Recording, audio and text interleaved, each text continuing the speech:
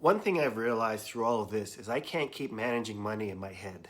That's honestly a big part of how I got here. For years, I mostly just reacted to whatever bill felt urgent at the time.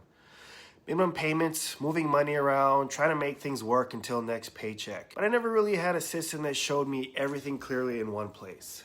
So recently I finally started building one. This is basically the main dashboard I'm using right now to track everything. I wanted something that would show me my monthly debt budget, minimum payments, extra money going toward debt, and the overall payoff timeline. Right now, I've got about $1,567 a month going toward debt.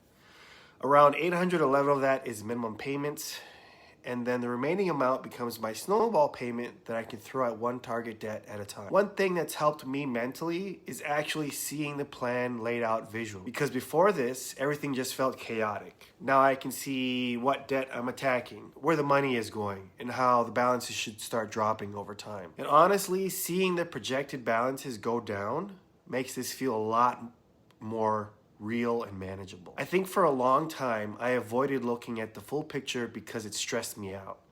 And when you avoid it, you end up making decisions emotionally instead of intentionally. This spreadsheet is probably the first time I've really forced myself to look at everything together consistently. Another thing I started doing recently was separating my money into two checking accounts. One account is strictly for bills and debt payments. The other is my personal spending account. My wife and I also have a separate joint account that we use for shared household expenses like the mortgage, utilities, phone bills, and things like that. So the debt I'm focusing on in this spreadsheet is the personal debt that I'm responsible for paying off. Honestly, that separation has helped a lot already. Because before that, everything was mixed together and it was way too easy to lose track of what money was actually available. This section was honestly uncomfortable to look at first.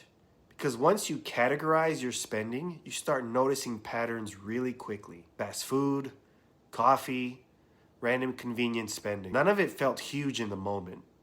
But over time, all those smaller decisions really add up. And I think one of the biggest problems for me over the years was just not paying close enough attention to where my money was actually going. I'm not trying to build some perfect financial system overnight. Right now, I'm really just trying to build structure and consistency, because clearly winging it wasn't working. I'm also tracking extra income separately, things like DoorDash and side income. For me, that's important because every extra dollar right now has a job, either speeding up debt payoff or helping me avoid falling backward again. And tracking it separately helps me actually see the impact it's making. At the end of the day, this spreadsheet probably looks simple compared to what some experts might use.